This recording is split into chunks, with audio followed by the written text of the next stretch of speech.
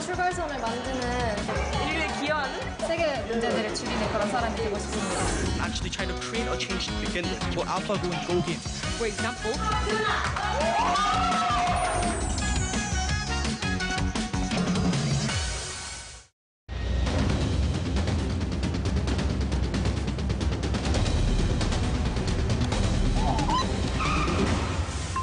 YTN에서 여러분의 소중한 제보를 기다립니다. 전화 제보는 398-8282-8585. 인터넷 제보는 YTN 홈페이지에서. 스마트폰 제보는 YTN 앱을 통해서 하거나 YTN과 카카오톡 친구 맺기를 통해 제보할 수 있고 휴대폰 샵2424로 문자를 보내도 제보할 수 있습니다. 시청자와 함께 만드는 뉴스 채널 24 YTN. 당신의 행복한 오늘, 내일의 더 큰 행복을 위해 어떤 계획을 하고 계신가요? 출산은 세상에서 가장 행복한 보험입니다. 소중한 미래를 함께할 내 아이, 내 가족. 사랑하는 이들이 있기에 삶은 더 아름다워집니다. 사랑, 기쁨, 행복. 가족은 행복의 시작입니다. 출산은 미래의 희망이자 국가의 경쟁력입니다. 한국제약 바이오협회.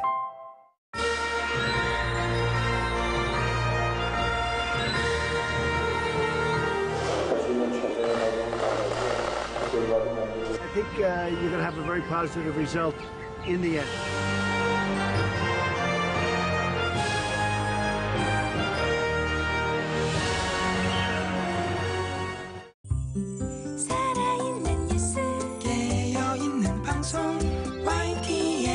채널 24 YTN.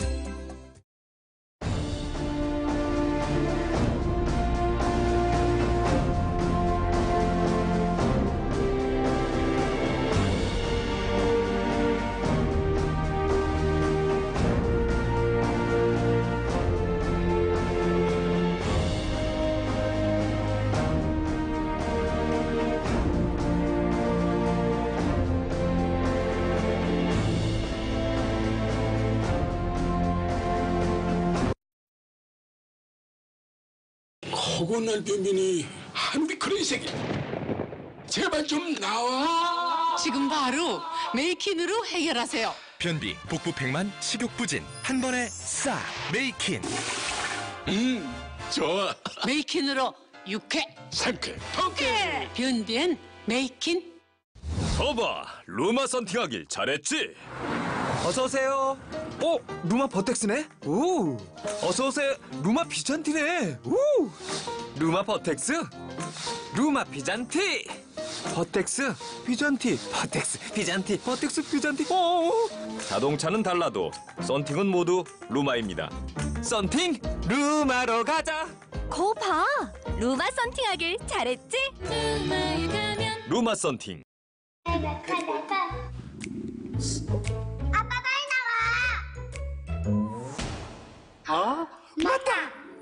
원활한 배변 활동에 도움을 줄 수 있는 해피클린. 장애는 해피클린.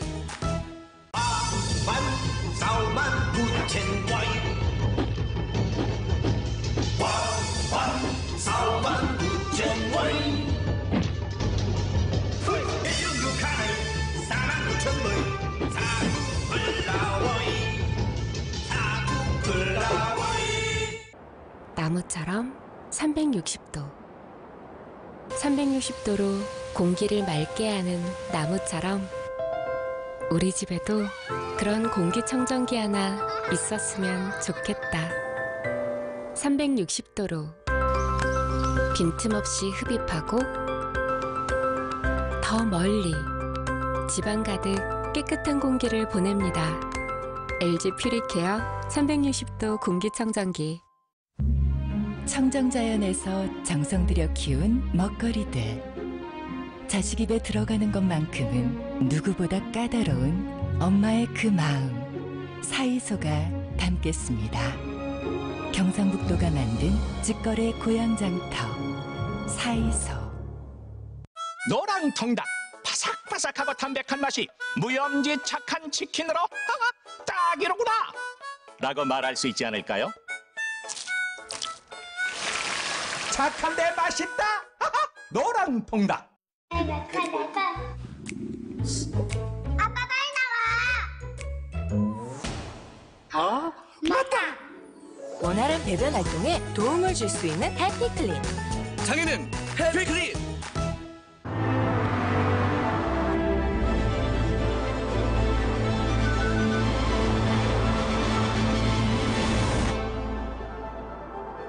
Dignity and intelligence, the K9.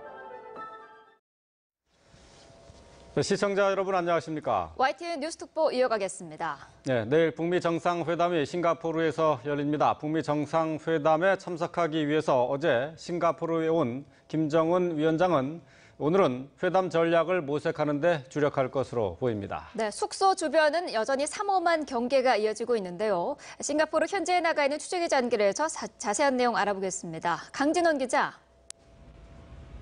네, 김정은 위원장이 머물고 있는 싱가포르 도심 근처의 세인트레지스 호텔 앞에 나와 있습니다. 네, 어제 오후에 싱가포르에 도착한 뒤 싱가포르 총리를 만난 김정은 위원장. 오늘은 특별한 일정이 없는 것 같은데요. 현장 상황 전해주시죠. 네, 그렇습니다. 현재 이곳 싱가포르 시각은 아침 8시입니다. 한국은 9시일 것 같은데요. 1시간 정도 싱가포르 시각이 늦습니다.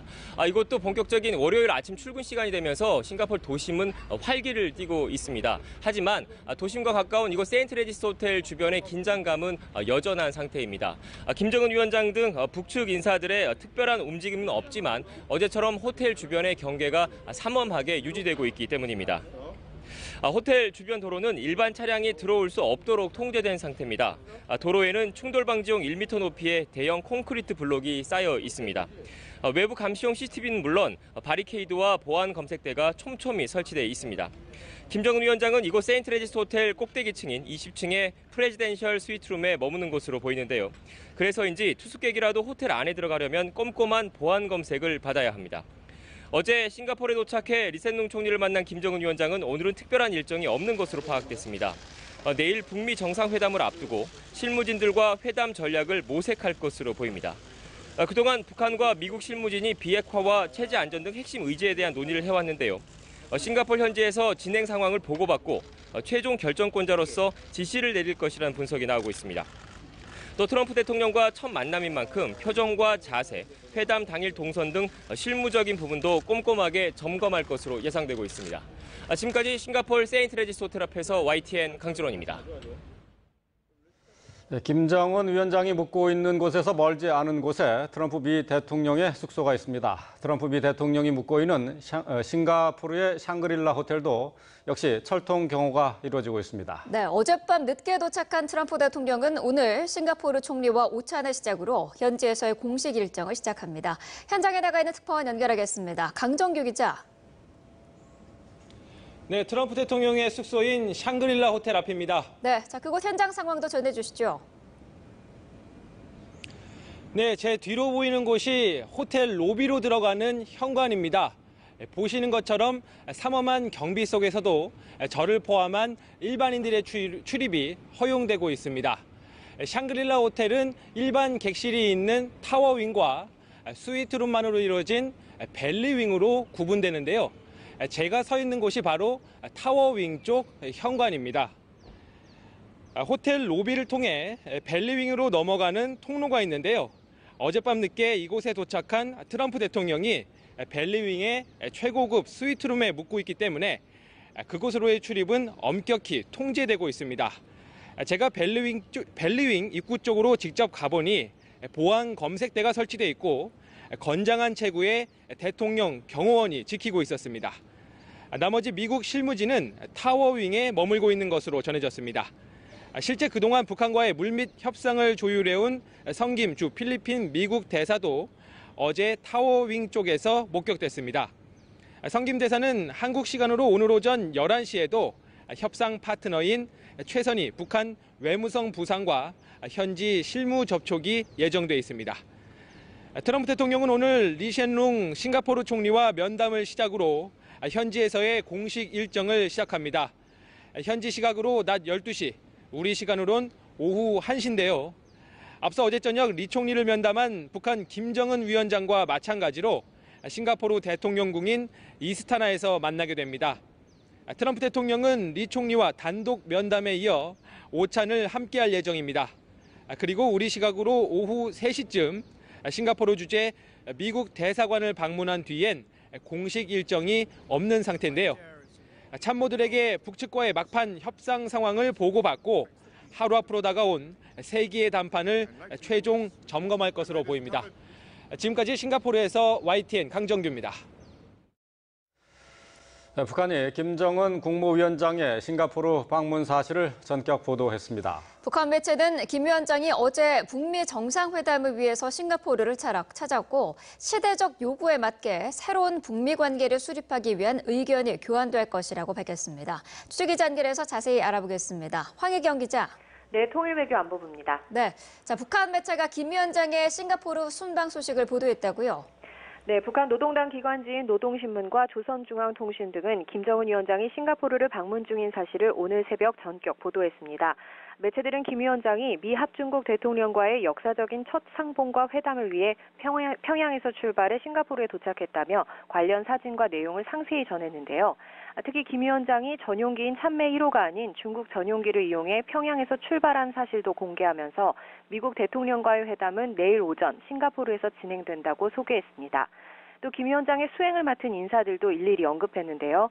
어제 확인된 대로 김영철 통일전선 부장과 리수용 노동당 부위원장, 리용호 외무상, 노광철 인민무력상, 김여정 당 제1부부장, 최선희 외무성 부상 등입니다. 이어 김영남 최고인민회의 상임위원장과 최룡해 노동당 부위원장, 박봉주 내각총리 등이 공항에서 김 위원장을 배웅했다고 덧붙였습니다. 매체들은 또 김 위원장이 어제 싱가포르 대통령 궁전에서 리셴룽 싱가포르 총리를 만난 사실을 전하면서 김 위원장이 이번 정상회담을 위해 싱가포르 정부가 온갖 편의를 제공해 준 데 대해 감사를 표했다고 전했습니다. 김정은 위원장의 싱가포르 방문 보도, 신속하게 보도한 것과 관련해서 북한 매체들의 지금까지의 보도 전례를 봤을 때는 다소 이례적이라고 볼 수 있겠죠? 네, 그렇습니다. 김 위원장이 어제 오전 평양을 떠난 점을 참작하면 하루가 지난 시점에서의 보도이긴 합니다만 통상 북한에서는 최고 지도자의 안전을 위해 모든 일정이 끝난 뒤에야 공개한다는 점에서 북한의 이 같은 보도는 다소 이례적이라고 볼 수 있습니다. 앞서 북한은 김정은 위원장이 두 차례 중국을 방문했을 때에도 모든 일정이 종료된 뒤 이 사실을 알렸는데요. 김 위원장이 이번 싱가포르 방문의 경우 최소 이틀에서 길게는 사흘간 평양을 비우게 된다는 점을 고려하면 북한 매체의 이 같은 신속한 보도는 전격적으로 받아들여지고 있습니다. 때문에 북미 실무 협상이 벌어지고 있는 오늘과 본격적인 북미 정상회담이 열리는 내일 북한이 관련 소식을 계속해서 보도할지 여부에도 관심이 쏠리고 있습니다. 북한 매체들은 또 보도 말미에 이번 북미 정상회담의 의제에 대해서도 구체적으로 언급해 눈길을 끌고 있는데요. 전 세계의 관심과 기대 속에 역사상 처음으로 진행되는 이번 북미 정상회담에서는 달라진 시대적 요구에 맞게 새로운 북미 관계를 수립하고 한반도의 항구적이며 공고한 평화체제를 구축하기 위한 문제와 한반도 비핵화를 실현하기 위한 문제들을 논의할 예정이라고 밝혔습니다. 새로운 북미 관계와 평화체제, 비핵화 문제 등을 순서대로 언급했는데 이 또한 확실하지 않은 부분에 대해서는 상세히 공개하지 않는 북한의 경향으로 미뤄 해당 의제들에 대한 긍정적 타결을 염두에 둔 보도로 받아들여지고 있습니다. 지금까지 YTN 황혜경입니다. 북미 정상회담을 하루 앞둔 오늘 북미 양측이 잠시 뒤에 싱가포르에서 비핵화 담판을 위한 막판 실무 협상을 벌입니다. 북한의 완전한 비핵화와 그에 상응하는 미국의 대북 체제 안전보장 조치가 합의문에 명시될 수 있을지 관심입니다. 싱가포르에서 취재 중인 워싱턴 특파원 연결하겠습니다. 김혜전 특파원. 네, 싱가포르입니다. 네. 자, 그동안 북미 정상회담의 비핵화 의제를 조율해온 성김 또 최선희 라인이 다시 가동되는 거죠? 네, 그렇습니다. 북미 실무협상 대표단을 이끌어온 두 사람이죠.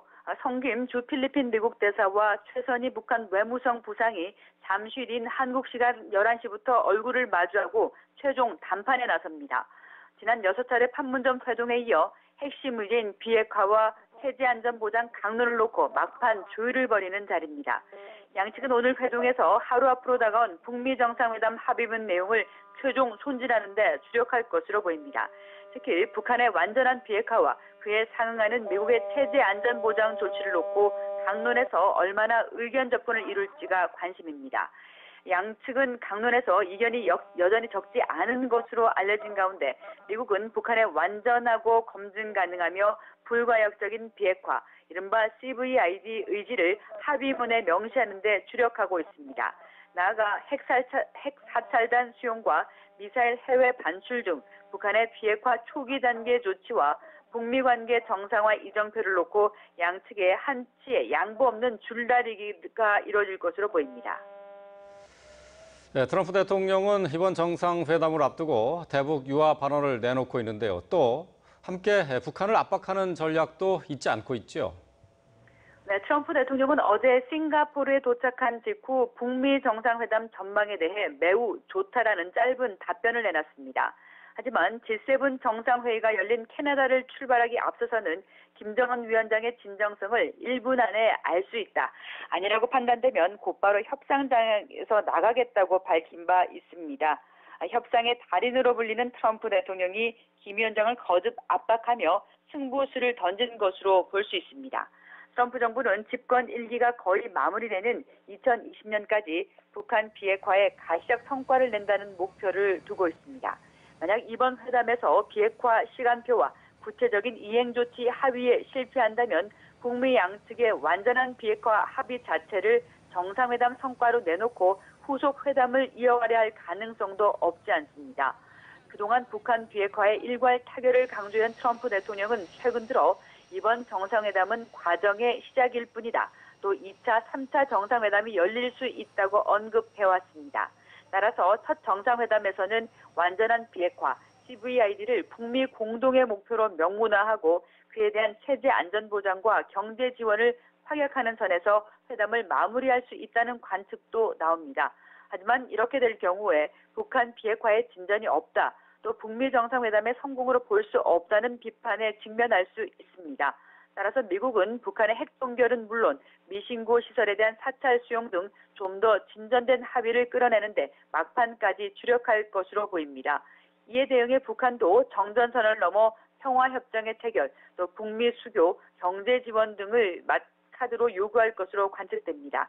북미 양측의 실무 협상을 넘어 트럼프, 김정은 두 정상이 내일 협상장에서 어떤 카드를 주고 받을지에 회담의 성패가 달려 있다고 할 수 있겠습니다.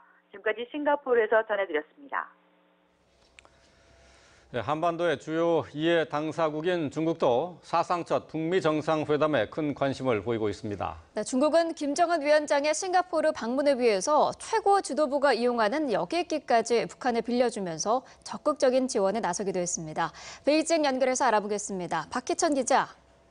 네, 베이징입니다. 네, 자 김정은 위원장이 어제 싱가포르에 갈 때 중국의 국영항공사인 에어차이나 소속의 여객기를 이용했는데요. 이걸 어떻게 봐야 될까요? 네, 북미 정상회담 개최지가 싱가포르로 결정됐을 때부터 김정은 위원장이 어떻게 싱가포르로 이동할지에 대해 온갖 추측이 무성했습니다. 김정은 위원장의 전용기인 참매 1호가 단종된 노후기종이고 또 장거리 비행을 한 적이 없었기 때문인데요. 만약 참매 1호를 타고 간다면 안전을 위해 중간에 중국에 내려 기체 점검 등을 할 것이란 전망도 있었습니다. 하지만 김정은 위원장은 중국 항공기를 임대해 곧바로 싱가포르로 이동했는데 이 과정에서 중국 지도부에 적극적인 지원이 있었던 것으로 전해졌습니다. 김정은 위원장이 탑승한 비행기는 시진핑 주석과 상무위원 등 중국의 최고위급 인사들이 전용기로 이용하던 에어차이나의 보잉 747 기종이었습니다. 이 때문에 중국 지도부가 북한에 최대한 성의를 보인 게 아니냐는 해석이 나오고 있습니다. 네, 최고 지도부가 이용하던 비행기까지 빌려준 중국의 생각 어떻게 읽어야 합니까? 네, 아시다시피 중국은 한반도의 주요 2의 당사국입니다. 지난 시절 6자 회담을 선도한 것도 중국이었습니다. 하지만 최근 남북 정상회담과 북미 정상회담이 펼쳐지는 국면에서는 다소 소외되는 모습이었습니다. 이른바 차이나 패싱론까지 제기되는 상황이었거든요.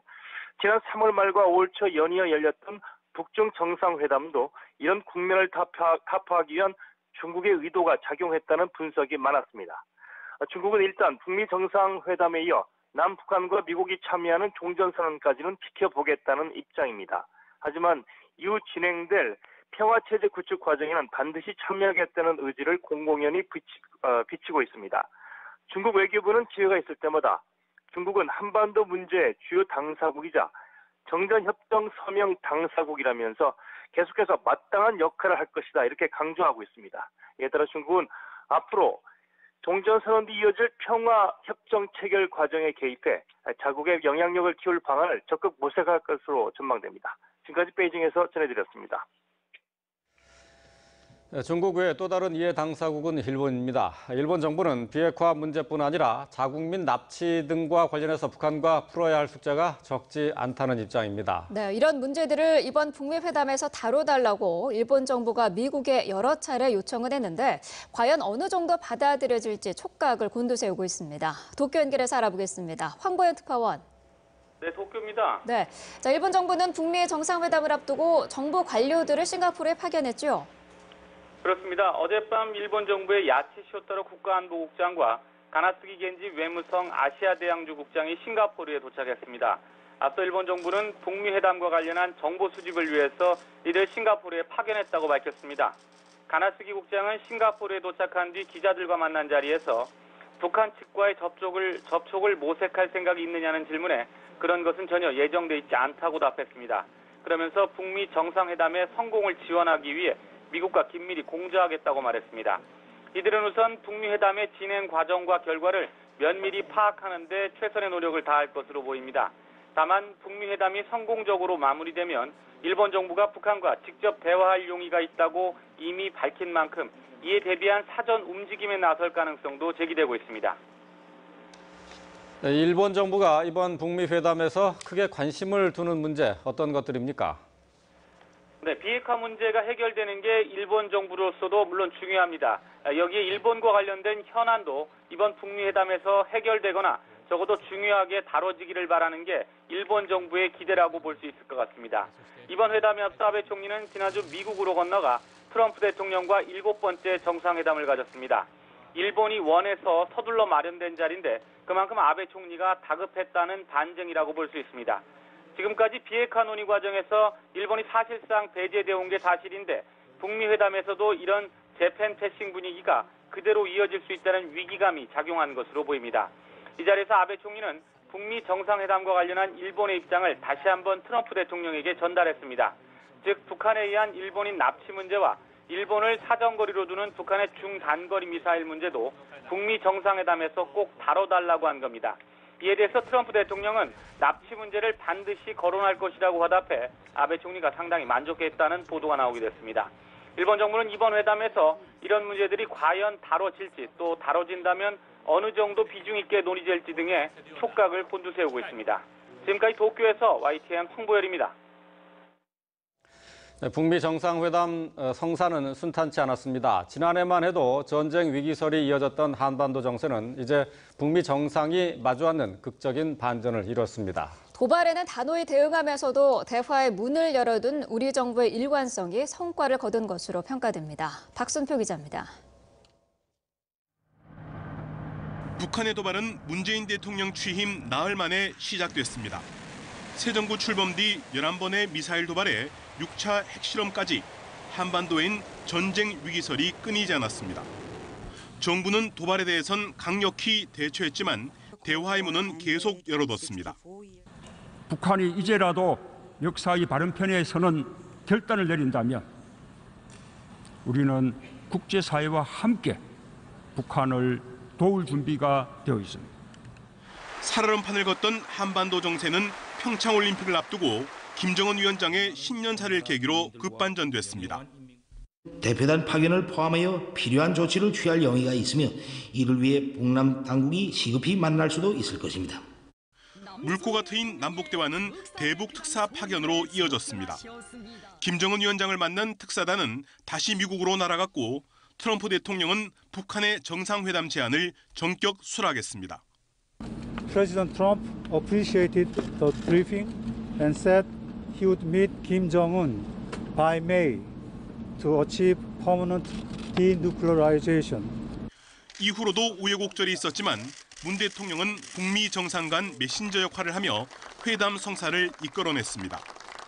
남북 정상회담 다음 날에는 트럼프 대통령과 통화하며 북측의 진의를 전달하고 회담 취소 선언이 나온 지 이틀 만에 김 위원장을 다시 만나며 대화의 불씨를 살렸습니다. 한반도의 백화와 항구적인 평화 체제를 위한 우리의 여정은 결코 중단될 수 없다는 점을 확인하고 이를 위해 긴밀히 상호 협력하기로 하였습니다.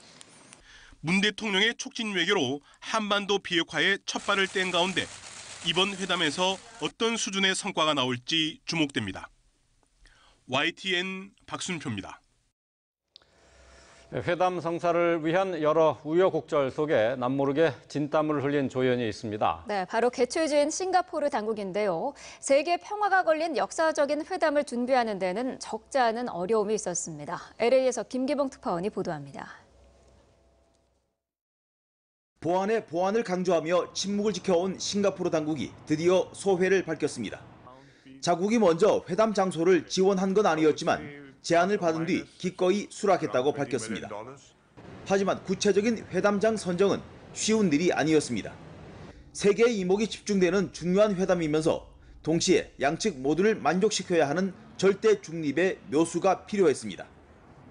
Both sides have to agree. It has to meet their requirements. It has to be politically and diplomatically, security, safety, physical distance, the comms, whether you're able to handle the media or not. 특히 중국과 판문점을 제외하고 첫 해외 방문인 김정은 위원장의 숙소는 물리적으로 행적 파악이 불가능할 정도의 완벽한 보안을 확립해야 했습니다.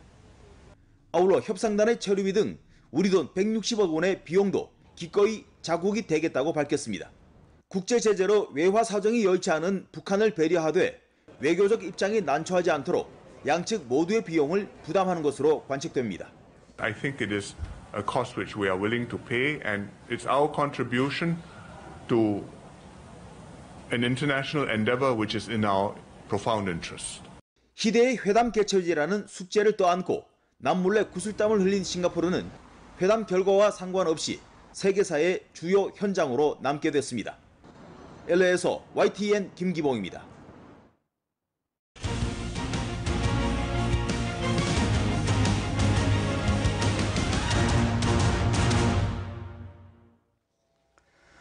세기의 핵담판이 될 북미 정상회담이 하루 앞으로 다가왔습니다. 네, 특히 비핵화 문제를 놓고 오늘 마지막 진통이 있을 것이란 전망도 나오고 있는데요.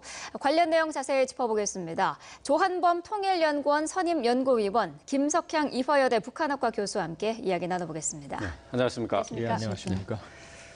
자, 북미 정상 어제 두 정상이 싱가포르에 도착을 했습니다. 자, 내일 회담인데요. 하루 일찍 오늘 당초에는 도착할 것으로 이렇게 다들 예상을 했는데 하루 더 일찍 싱가포르에 도착을 했어요. 특별한 이유가 있을까요? 지금 이제 트럼프 대통령이 그동안 해왔던 얘기가 회담이 하루에 안 끝날 수도 있다는 얘기를 많이 했거든요. 네. 그러니까 이제 12일, 13일 이렇게 추측이 돼 왔는데 지금 거꾸로 된 거죠. 그러니까 이틀이나 먼저 지금 도착을 한 거고. 그리고 이제 일부 확인은 안 됐지만 소식통에 의하면 내일 12일이죠. 10일 오후 일찍 뭐 2시경에 뭐 싱가포르를 김정은 위원장이 출발. 그럼 뭐 점심 먹자마자 내지는 점심 안 먹고 갈 수도 있다는 얘기거든요. 그렇게 보면 제가 보기에는 하루 더 연장하는 회담에서 하루 전부터 회담을 시작하는. 그러니까 이제 두 정상이 만나는 회담은 아닌 것 같고요.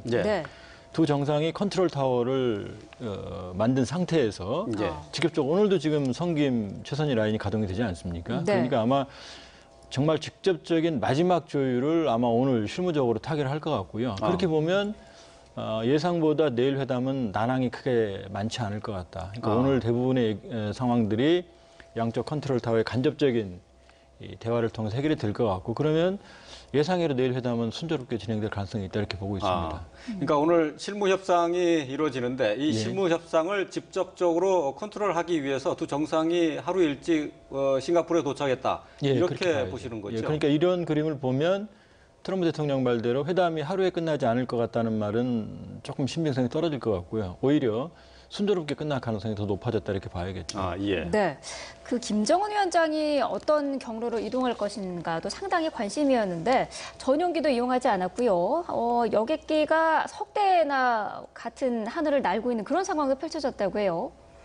그 여객기는 아니고 한 대는 수송기. 수송기였죠. 먼저 일류신에다가 그러니까 방탄차하고 뭐 전용 화장실하고 뭐 이런 걸 싣고 갔다고 하니까 그건 뭐 북한이 평소에 하던 방식대로 하면 충분히 납득이 가는 일입니다. 그러니까 그 방탄 차량은 아마 그 정도 똑같은 조건으로 만들기도 쉽지 않았을 것 같아서 어디서 이렇게 대신 구하기도 어려울 것 같으니까 그건 충분히 뭐 납득이 가는 일이고요. 재미있는 거는 그 참매 1호하고 중국 당국이 제공한 그 여객기 중에서 그래도 자존심을 세워서 참매 1호를 타지 않을까 했는데 중국 당국이 제공한 이제 전용기를 타고 갔단 말이죠. 그런데 참매 1호에는 여동생이 타고 있었습니다. 그러니까 아마 정말 최악의 상황에 대비를 하긴 한 것 같다 하는 생각이 듭니다. 그러니까 만약의 경우에 어떤 사고가 조금이라도 생기면 그러니까 이 상황을 누가 이끌어갈 것인가 하는 걸 생각해서 이제 나눠 타고 뭐 이런 전략을 세운 게 아닌가 하는 생각을 저는 하고 있고요. 크게 의미는 없을 것 같은데 뭐 편명 바꾸고 뭐 이러면서 그거 다 보고 있었을 텐데 그럼에도 불구하고 열심히 그러니까 그 첩보 작전 같은 그런 노력을 한 것으로 미루어 그러니까 그 경호하는 사람들이, 그러니까 북한 당국에서 경호하는 사람들이 최선의 충성심을 한껏 표현한 것이 아닌가 하는 생각이 듭니다. 자, 김정은 위원장이 싱가포르로 가는데 이제 석 대의 비행기가 동원이 됐어요. 설명하신 것처럼 화물기가 먼저 하늘에 떴고 그 다음에 중국의 전용기가 떴고 그 다음에 이제 그 참매 1호가 떴단 말이죠. 참매 1호를 이용하지 않고 중국의 전용기를 이용했 에어차이나 민항기에 이제 그 중국 측의 이제 수뇌부들이 이용하는 전용기를 이제 김정은 위원장이 타고 왔는데 특별한 이유를 뭐 좀 부여할 수 있을까요? 일단 중국 측에서 임차한 비행기는 우리도 이제 문 대통령께서도 대한항공 비행기를 필요시에 임차하는 형태거든요. 그 비행기고요. 그렇기 때문에 제가 보기에는 아마 석 대가 간 거는 특이하죠. 왜냐하면 미국도 두 대가 가거든요. 하나는 이제 C-17 글로벌 마스터라고 하는 전략 수송기가 장거리입니다. 여기서 비스트라든지 이런 경호 차량이나 필요한 것들을 미리 싣고 가고, 그 다음에 이제 747 에어포스 1이 가거든요. 근데 747 기종이 저게 거의 뭐 400명 가까이 탑니다. 그러니까 대통령은 3층 그 독채만 쓰기 때문에 미국도 저 비행기 한 대로 다 실어 날릅니다. 순행들도. 근데 김정은 위원장이 오히려 그러니까 참매하고 747 두 대를 간 거거든요. 그건 제가 보기에는 물론 이제 김여정 그 부부장이 탔을 가능성도 있지만 제가 보기엔 마지막까지 고심했던 것 같아요. 자존심이죠. 그러니까 저 참매 1호를 평소에도 자랑을 했고 직접 타본 적도 있고 다롄까지 갔거든요. 그러니까 최령해 부위원장이 뭐 모스크바 갈 때 고장나서 돌아왔다. 그건 낭설인 것 같아요. 만약 그렇다면은 다롄에 갈 때 타고 가지 않았거든요. 그러니까 보면 뭐 동급이나 보안을 뭐 이런 건 아닌 것 같고요. 다만 그래도 최고 수뇌부기 때문에 안전을 그래도 기령이 오래됐기 때문에 최우선을 했던 것 같고 그렇지만 어쨌든 참매는 같이 간 거죠. 그러니까 자신의 어떤 그 위상이나 자존심 때문이었던 것 같고 그러니까 혹시 돌아올 때는 참매를 탈 수도 있겠죠. 그런 면에서는. 그러니까는 근데 이제 저 장면이 사실은 노동신문에 나왔어요. 저는 저 장면 안 보일 줄 알았거든요. 근데 노동신문에 오늘자에 나왔습니다. 그 중국 그 국기가 나온 걸.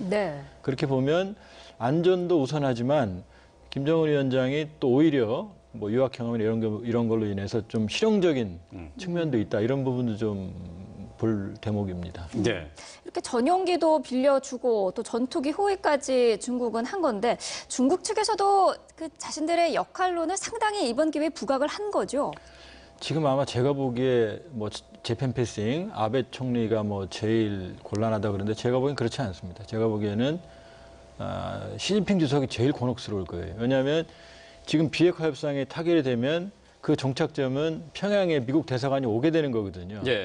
그렇게 되면은 사실은 지금까지 북중 관계는 중국 입장에서는 미중 패권 경쟁에서 일종의 버퍼존, 그러니까 전략적 자산으로 인정을 해왔고 어떠한 경우에도 포기할 수 없는 자산이거든요.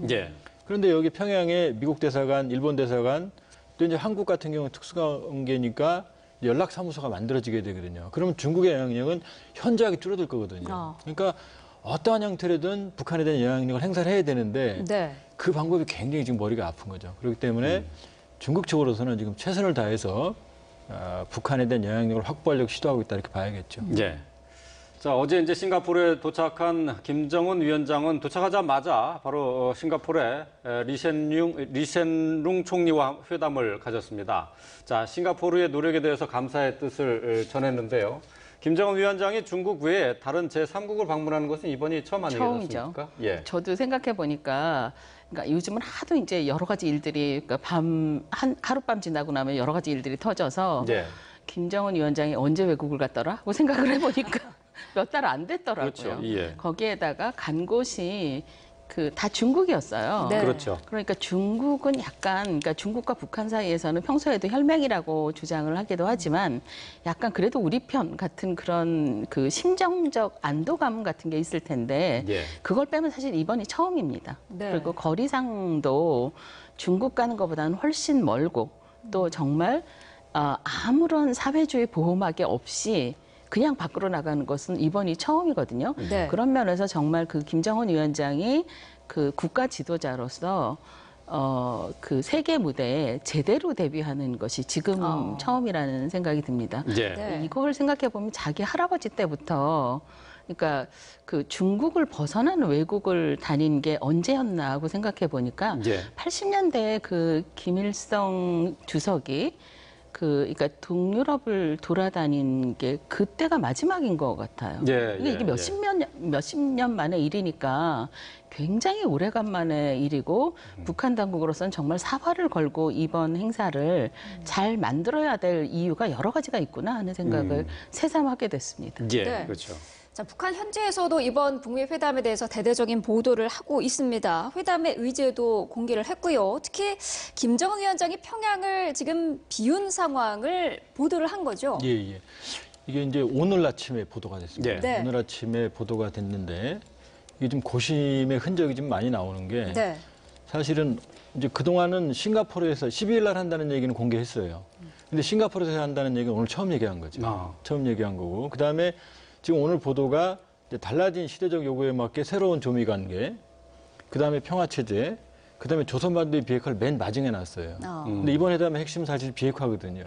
그러니까 지금 고심을 많이 한 흔적이 보이고 그리고 지금 이번에 좀 특이한 게 지금 조선중앙TV가 사실은 김정은 위원장이 창의공항에 내릴 때부터 그 이 숙소까지 레지스 호텔, 세인트 레지스 호텔 갈 때까지 계속 촬영을 했거든요. 예. 그러고 보니까 지금까지는 동선을 최대한 숨겼고요. 왜냐하면은 북한 역사상에서 최고 지도자가 날짜를 정해놓고 그것도 해외 서방에 그 자리를 그것도 몇 박 며칠을 비우는 건 처음이거든요. 네. 그러니까 그 전에 북한군 수뇌부의 넘버 1, 2, 3죠. 를 모두 바꿨죠. 그러니까 이번에 박영식 인민무력상은 갔죠. 그런데 그 총정치국장하고 그 다음에 노광철 인민무력상에 갔죠. 예. 그렇죠. 노광철이 바뀌었죠. 예. 노광철 인민무력상에 갔고 김수길 총정치국장, 그 다음에 리영길 총참모장은 남았어요. 그러니까 야전 세력은 남은 거죠. 예. 그 다음에 컨트롤 타워인 최령에도 남아 있고 그렇게 본다 그러면은 지금 최대한 그러니까 유례가 없는 이 최고 지도자의 공식적인 공백 상태를 대비하려는 그런 노력이 좀 엿보였다. 그다음에 마지막까지 북한 내부에는 어쨌든 일반인들에게는 자리를 비운다는 사실을 최대한 숨겼다 이렇게 봐야겠죠. 예. 네. 보통 보면은 북한의 김정은 위원장이나 그 전에 이제 김정일 또 김일성에 이르기까지 외국에 나갔을 때 다시 북한으로 돌아오기 전까지는 보통 보도를 안 했었던 것으로 그게 이제 전례였었는데 이번은 참 특이하다는 생각이 좀 들어요. 네. 그러니까 아마 그 달라진 시대의 요구에 맞게라는 게 그냥 나온 용어가 아닌 것 같다는 생각이 듭니다. 그러니까 뭔가 달리 해보겠다 하는 욕구는 정말 진심인 것 같아요. 이제 그거를 가끔씩 너무 북한식으로 하려고 해서 문제이긴 한데 그럼에도 불구하고 진짜 달라진 시대에 맞게 우리가 뭘 해보겠다 하는 그 표시를 하는 것 중에 하나가 이 보도 행태라고 생각하는데 예전에는 그러니까 이 최고 지도자의 모든 행적이 끝나면 그게 언제 있었던 일인지는 모르겠으나 아무튼 언젠가 있었던 과거의 일을 보도하는 게 일반적인 행태이고요. 또 그 북한 안에서 움직일 때도 차량이 만약에 움직이면 몇 대 똑같이 생긴 차가 몇 대가 움직인다던가 기차가 움직여도 그 똑같이 생긴 기차가 한 10량쯤 가는데 그게 한 3개가 같이 움직인다던가 심지어 기차가 3개의 기차가 각각 따로 움직여도 그중에 한 군데도 그 최고 지도자가 안 타고 있는 경우도 많다고 합니다. 정기적인 점검을 하는 의미에서 그러니까 아주 철저하게 가려져 있는 사람의 행적인데 이렇게 대놓고 나 싱가포르 간다, 나 지금 싱가포르 있다 이런 걸 이렇게 대놓고 말한 건 정말 처음이라서 저는 요즘 궁금한 게 북한 내부에서 선전선동 일꾼들이 그 계속 일주일에 한 번씩 강연회 자료를 만들 거거든요. 강연 자료를 만들 거거든요. 그 강연 자료를 도대체 뭐라고 설명을 하고 있는지 아마 누군가는 움직이고 있을 거예요. 그런 강연 재간 같은 걸 찾아내려고. 그렇긴 한데 여러 가지 사안을 담아야 되는데 일단 저 철천지 원수 미국의 트럼프 대통령과 직접 만나고 또 무슨 협상을 한다고 하고 좋은 결과를 만들겠다고 하고 또 게다가 이 북한을 비우고 싱가포르로 가고 이런 걸 도대체 어떻게 설명을 하고 있는지 굉장히 궁금합니다. 그 부분에 대해서는 최근에 이제 북한 측에서 들어온 소식들인데 북한 주민은 전혀 모릅니다. 그러니까 김명철 부위원장이 미국 간 것도 모르고 그다음에 이런 협상이 싱가포르에서 열린 것도 전혀 모르고 이제 오늘 이제 보도 났잖아요. 알게 그러니까 지금까지에 대해서는 전혀 아무것도 모르고 있었어요. 그렇군요. 그러니까 북한 내부에서는 아직 그 북미 정상회담에 대해서는 정확하게 지금 모르는 상태에서 오늘 첫 보도가 나갔다. 그러니까 12일 날 조미 북미 정상회담이 열린다는 사실은 이미 문재인 대통령 그때 2차 정상회담 보도하는 과정에서 나왔고요. 그 이유는 일절 소식이 없었던 거죠. 그러니까 교수님께서 이제 말씀하시는 것은 그러니까 북한 주민들한테 미국과 협상하는 것을 어떻게 설득할 것이냐. 비핵화 문제를 어떻게 얘기를 할 것이냐 이 부분에 대해서 고민이 있을 거다. 어떤 논리가 있어야 되거든요. 그러니까 어느 날 갑자기 사실은 그러니까 북한 주민들 입장에서 보면 전혀 준비가 안 돼 있었어요. 그러다 어느 날 갑자기 문 대통령 만나 그래서 이게 웬일이야 했는데 또 미국 대통령을 만난다고 하니까 아주 조그말 때부터 유치원에서부터 뭐 그 미제의 각을 뜨자 뭐 이런 거 훈련하던 아이들 그 시절을 거친 사람들한테 자 우리 평화협정 할 거야 우리 사이좋게 지낼 거야 이 얘기를 어떤 논리든 아무튼 논리는 있어야 되거든요. 그 논리가 어떤 식으로 나올 것인가 굉장히 궁금합니다. 예. 어쨌든 오늘 그 노동신문을 통해서 처음 그 내용이 이제 보도가 됐단 말이죠. 이제 북한 주민들을 설득하기 위한 작업이 이제 시작이 됐다고 봐야 될 텐데. 미리 시작되지 않았을까요? 그런데 이제 이거를 어떤 식으로 그 만들어내서 최종 작품이 나오는 거는 뭐 오늘 이후가 되겠지만 사실은 이런 움직임이 있으면 위에서 어떤 형태로든 아주 구체적으로 알려주지는 않으면서도 뭔가 논리를 만들어내라는 주문은 이미 있었을 거다라는 생각이 듭니다. 어떨까요? 이미 달라진 그런 시대적 그런 북한의 분위기를 반영을 하는 건지 아니면은 김정은 위원장의 어떤 장악력이라든지 리더십에 대한 자신감으로 볼 수 있는 건지요? 근데 물론 두 개가 섞여 있죠. 특별히 보면 김정은 위원장의 과거의 리더십과는 확실히 다릅니다. 네. 상당히 실용적인 측면도 있고 파격적인 측면도 있어요. 그러나 자기애적 지도자상, 권력에 특히 집착하는 면도 또 있습니다. 그러나 그렇게 보면 지금 우리 김 교수님이 말씀하셨던 그 문제는 지금 딜레마인 것 같아요. 뭐냐면 지금까지 이 직진 일변도였거든요. 핵무력.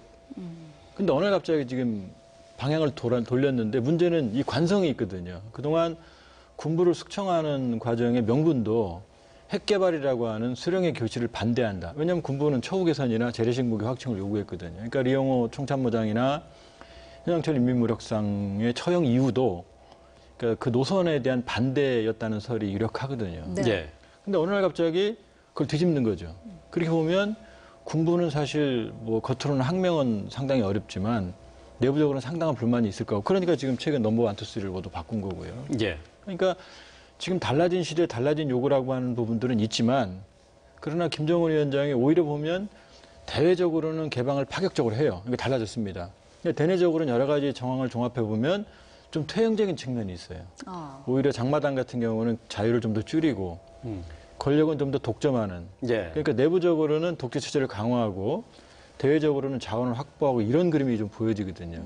그러니까 아마 이것은 숙제일 거예요. 아무리 미국이나 우리가 체제 보장을 해준다고 해도 내부적인 동요나 주민들을 설득하고 여기서 정당성을 확보하는 거는 오롯이 김정은 위원장 혼자서 가야 될 길이거든요. 그러니까 그 길은 열려 있는 거죠. 과연 이러한 선택 변화가 북한 내부에 어떤 변화가 있고 김정은 위원장이 어떠한 결과로 돌아올지는 그건 김정은 위원장이 책임질 일입니다. 네.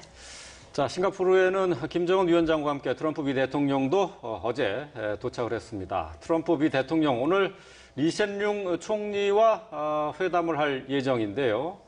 자, 이 자리에서 어떤 얘기가 오갈지 좀 궁금한데 글쎄요, 트럼프 대통령이 총리와의 대화를 통해서 비핵화에 대해서 어떤 언급이 나올 수 있을까요?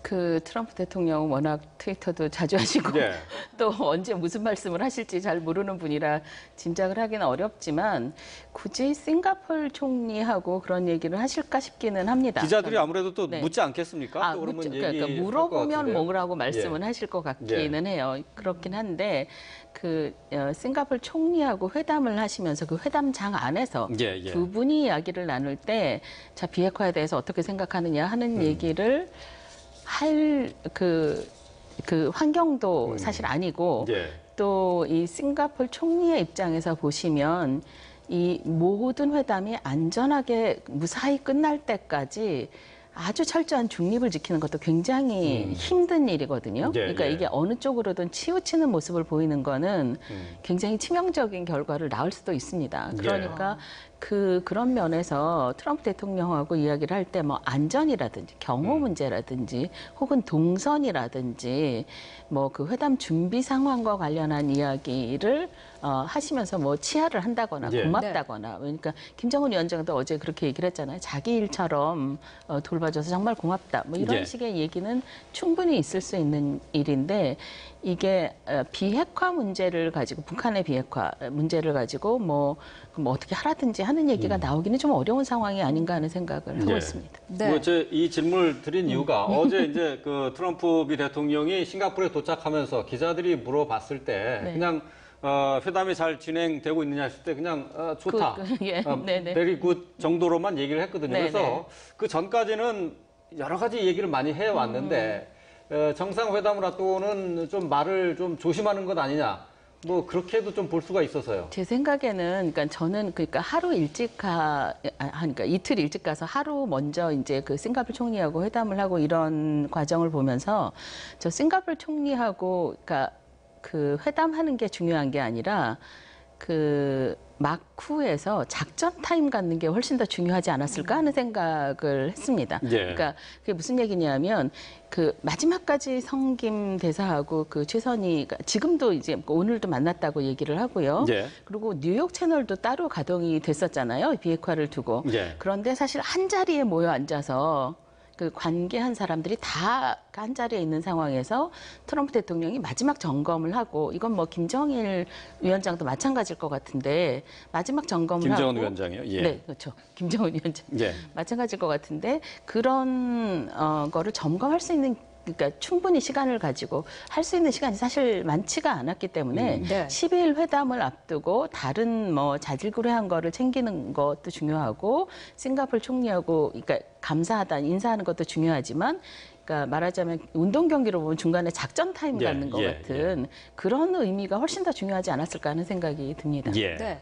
오늘 트럼프 대통령은 그 오후에는요, 싱가포르 주재 미 대사관을 방문한 이후에는 공식적인 일정은 잡혀있지 않는 상황인데 그동안 어떤 그 막판 조율이라든지 그런 게 이루어질 가능성이 높겠죠? 그럼요. 어차피 어제 뭐 김정은 위원장이 싱가포르 총리 만났고 오늘 트럼프 대통령이 만나지만 그거는 의전적인 행위에 불과하고요. 네. 그러니까 두 정상이 동시에 같은 시기에 입국했다는 게 회담 전날을 비워놨다는 게 중요한 거거든요. 그렇게 보면 아마 대부분의 경우는 타결이 됐을 겁니다. 그러니까 외출하는데 양복도 챙겨 입고 넥타이도 했고 이제 뭐 굿즈도 다 신었어요. 그러니까 지금 모자를 어떤 모자를 쓰느냐 이걸 가지고 지금 협상을 할 거라고 보여지거든요. 예. 그러니까 굳이 두 정상이 왔다는 얘기는 아주 신뢰성 있는 실무회담이 열리는 거죠. 그러니까 두 정상은 만나지 않지만 경우에 따라서는 아마 쪽지 형식의 친서도 교환될 수 있어요. 왜냐하면 실무협상에서 신뢰성이 보장이 돼야 되거든요. 예, 예. 그러니까 최종적으로 어떠한 마지막 방점을 찍는 부분에서 결정적인 회담이 실무회담이 오늘 열리는 거고요. 네. 오늘 그 실문일에서 하는 얘기는 바로 최고 정상의 진위를 직접적으로 확인하는 거기 때문에 이게 가장 중요하죠. 그러니까 마지막 절차를 위해서 오늘의 회담이나 그 두 정상이 미리 도착을 했고 그러니까 아까도 말씀드렸지만 내일 회담은 오히려 오늘이 관건이기 때문에 상당히 순조롭게 스피디하게 끝날 가능성도 있다 이렇게 볼 수 있죠. 예. 네. 가장 중요한 부분은 이제 내일 정상회담을 통해서 어떤 합의문을 만들어내느냐 이게 이제 최대 관심사라고 할 수 있겠는데요. 트럼프 대통령이 싱가포르에 도착해서는 별다른 얘기를 하지 않았습니다만 출발하기 전에 인터뷰를 통해서는 많은 얘기를 쏟아냈어요. 네. 자, 북한에게는 위대하게 만들 기회가 다시 오지 않을 것이다. 단 한 번뿐인 기회다라고 이렇게 얘기를 했고요. 또 비핵화의 진정성에 대해서 김정은 위원장을 만나서 1분 이내면은 알아차릴 수 있다. 김 위원장이 진지하지 않다는 느낌이 들면은 대화를 계속 이어가지 않을 것이다. 시간 낭비하지 않을 것이다. 이렇게 얘기를 했거든요. 자, 지금 이 트럼프 대통령의 발언을 비춰서 미뤄봤을 때 글쎄 지금까지 협상이 물밑 협상이 제대로 이루어지고 있다. 순조롭다. 이렇게 보십니까? 아니면은 좀 난항을 겪고 있다. 이렇게 보십니까? 대체로 큰 그림에서는 순조로울 것 같고요. 그런데 그 큰 그림에서도 왜 그 아주 구체적인 워딩은 단어 하나가 뭐가 들어가는지 토시를 어떻게 하는지 같은 게 굉장히 중요하거든요.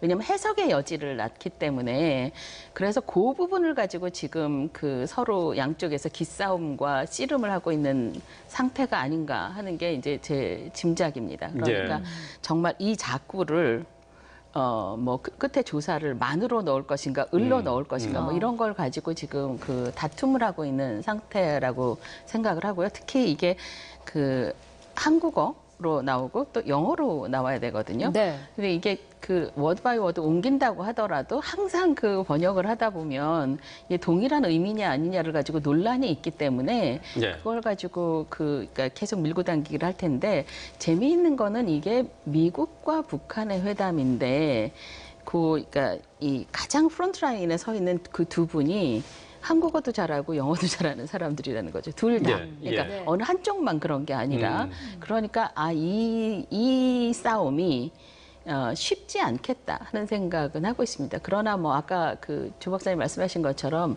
큰 흐름에서 갖춰 입을 거 다 갖춰 입고 이제 마지막 방점을 어떻게 찍느냐 하는 걸 가지고 지금 밀고 당기기를 한다 하는 느낌을 가지고 있습니다. 네. 큰 흐름에서는 합의를 봤다고 말씀을 이게 전망을 이제 하셨는데 네네. 결국 핵심은 북한의 완전한 비핵화 아니겠습니까? 비핵화죠. 네. 그 부분에 대해서는 합의가 됐다고 보십니까? 그러니까 비핵화라는 말은 어떤 형태로든 담길 것 같아요. 완전한 비핵화도 담길 것 같습니다. 그런데 아주 정확하게 CVID로 담을 것인지 혹은 그 CVID에 맞서서 그럼 개런티한다 CVIG도 담을 것인지 그 이런 부분에 관한 그 마지막 협상, 그러니까 그 줄다리기를 하고 있는 게 아닌가 하는 생각이 듭니다. 어떻게 생각하세요? 예, 내용상으로는 CVID가 들어갈 것 같고요.